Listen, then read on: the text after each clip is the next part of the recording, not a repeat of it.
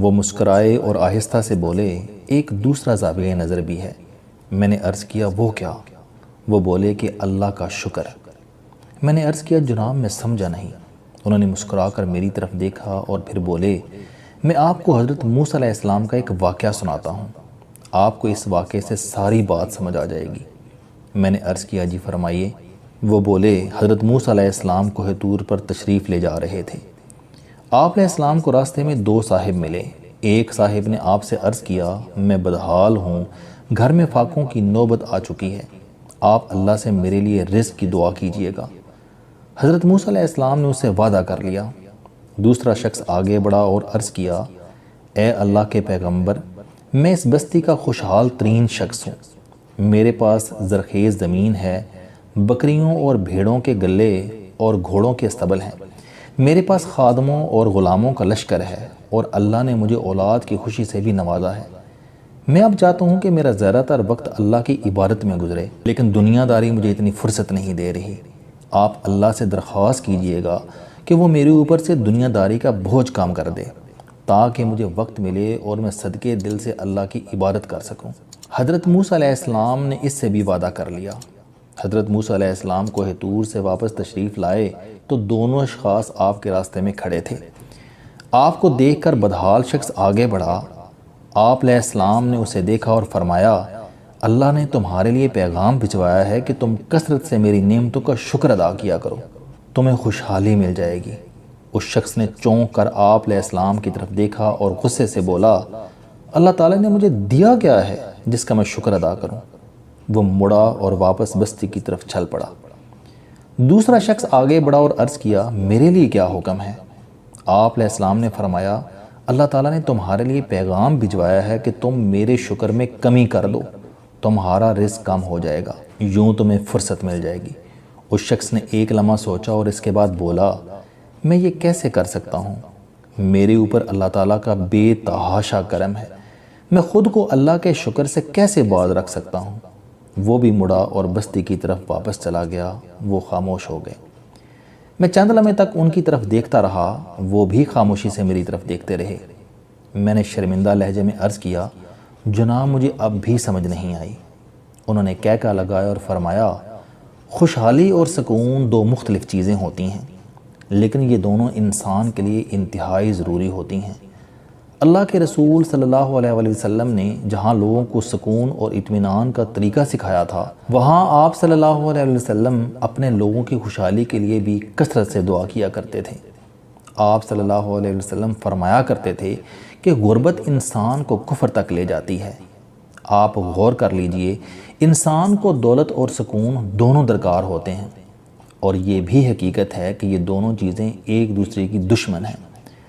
دولت جب کسی شخص کے پاس پہنچتی ہے تو اس سے سکون رخصت ہو جاتا ہے، اور جہاں سکون موجود ہوتا ہے وہاں سے دولت کھسکنے لگتی ہے۔ لیکن اللہ کا شکر وہ واحد طاقت ہے جو سکون اور دولت دونوں کو نہ صرف ایک جگہ جمع کر سکتی ہے بلکہ انہیں سینکڑوں ہزاروں سالوں تک اکٹھا بھی رکھ سکتی ہے۔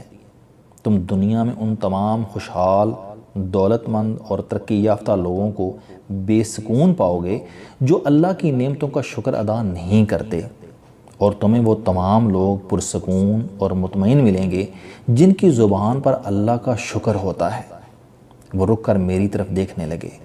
میں نے عرض کیا، لیکن ہم میں سے بے شمار لوگ ہر وقت اللہ کا شکر ادا کرتے رہتے ہیں، ہم پر اللہ کا کرم ہے، اللہ کا شکر ہے، جیسے فکروں کو اپنی الیک سلیک کا حصہ بنا لیتے ہیں۔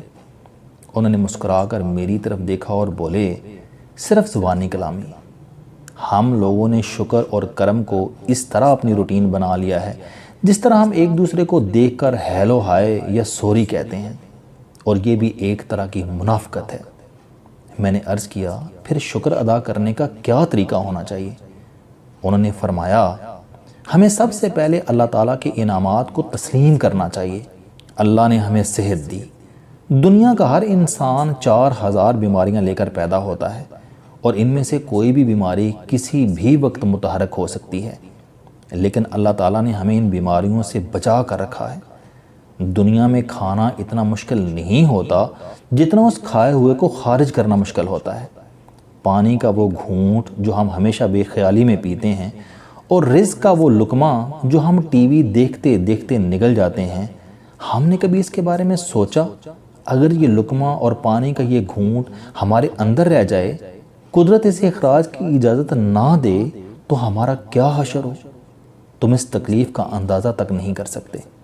اگر انسان کے منہ میں تھوک پیدا نہ ہو تو دنیا کی ساری دولت مل کر بھی یہ تھوک پیدا نہیں کر سکتی۔ ہماری سانس کی نالی میں مسور کے دانے کے برابر رکاوٹ آ جائے، ہمارے حلق میں مچھلی کا کانٹا پھنس جائے اور ہمارے انگوٹھے پر پھوڑا نکل آئے یا ہماری ریڑھ کی ہڈی کا آخری سرا ٹوٹ جائے تو ہماری ساری زندگی عذاب ہو جائے اور انسان موت کو اس تکلیف سے 1000 درجے اچھا سمجھنے لگے۔ دنیا میں اس شخص سے زیادہ خوش نصیب کوئی نہیں ہوتا جس کی جیب میں 100 روپے ہوں اور اس شخص کے پاس یہ 100 روپے خرچ کرنے کی مہلت موجود ہو۔ دنیا میں ایسے ہزاروں لاکھوں لوگ ہیں جن کے پاس کروڑوں اربوں روپے ہیں، لیکن قدرت انہیں یہ خرچ کرنے کی اجازت نہیں دیتی۔ شاہ ایران کے اکاؤنٹس میں اربوں روپے تھے، لیکن اس نے آخری زندگی دوسروں کے ٹکڑوں پر گزار دی۔ دولت ایک نوٹ کی شکل میں ہو یا اربوں روپے کے چیک بک کی صورت میں، اس کو جو خرچ کر سکے اللہ کا اس پر بڑا کرم ہوتا ہے۔ اور ہاتھ کو دائیں سے بائیں گھما لینا اور اپنے پاؤں میں خود جوتا پہن لینا اور جب چاہنا اور جہاں چاہنا چلے جانا، دنیا میں یہ کتنی بڑی نعمت ہے، یہ تم کبھی اس شخص سے پوچھو جس کی ٹانگیں اور ہاتھ مفلوج ہیں۔ اور دنیا میں 1 تولہ تھوک کی کیا قیمت ہے، یہ تمہیں صرف وہ بتا سکتا ہے جس کا منہ ہر وقت خشک رہتا ہے اور اسے زبان کو حرکت دینے کے لیے ہر 5 منٹ بعد کیمیکل کا گھونٹ بھرنا پڑتا ہے۔ چنانچہ تم سب سے پہلے اللہ کی ان نعمتوں کو تسلیم کرو اور اس کے بعد صدقے دل سے پوری دنیا کو بتا دو کہ تم پر اللہ کا کتنا بڑا کرم ہے اور تم اس کرم پر اللہ کے بہت مشکور۔ وہ رکے، انہوں نے چند لمحے سوچا اور دوبارہ بولے، دنیا میں ان لوگوں سے بڑا بدقسمت کوئی نہیں ہوتا جنہیں اللہ ترقی، خوشحالی، رزق، صحت اور عزت سے نوازے اور وہ ہر وقت شکوہ کرتے رہیں، وہ ہر وقت روتے دھوتے رہیں۔ آپ ان سے جب بھی پوچھیں کہ شیخ صاحب آپ کیسے ہیں تو وہ ہائے میں مر گیا، برباد ہو گئے، پیسے ختم ہو گئے، بجلی چلی گئی، پانی نہیں ہے، ملک کی حالت پتلی ہے، ہمیں پچھلی حکومتوں نے برباد کر دیا، ہمیں بھارت کھا گیا، ہمیں امریکہ لے کر ڈوب گیا اور تجارت میں بہت نقصان ہو رہا ہے وغیرہ وغیرہ جیسے شکوے شروع کر دیتے ہیں۔ تم یقین کرو جب انسان 7 بار اللہ کی دی ہوئی کسی نعمت کا انکار کرتا ہے تو اللہ تعالیٰ اس کے لیے اس نعمت سے مزہ اڑا دیتا ہے، اور اس کے بعد انسان کھانا کھاتا ہے لیکن اسے اس کھانے کا مزہ نہیں آتا۔ اس انسان کے پاس رزق اور دولت تو ہوتی ہے لیکن اس کے لیے اس دولت اور اس رزق کی لذت ختم ہو جاتی ہے۔ وہ انسان ترقی یافتہ اور مشہور تو ہوتا ہے لیکن اس کی شہرت اور ترقی بے رنگ ہوتی ہے۔ یہ اللہ کا کرم ہے جو اللہ کی نعمتوں میں رنگ، لذت اور مزہ ڈالتی ہے۔ چنانچہ جب بھی موقع ملے ایک لمبا سانس لو اور دوسروں کو بتاؤ تم پر اللہ کا بہت کرم ہے۔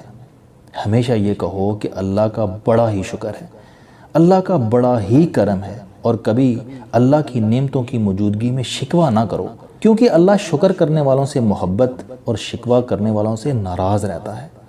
وہ رکے، انہوں نے میری طرف دیکھا اور بولے، یہ اللہ کی سلطنت کا 4تھا سیکرٹ ہے۔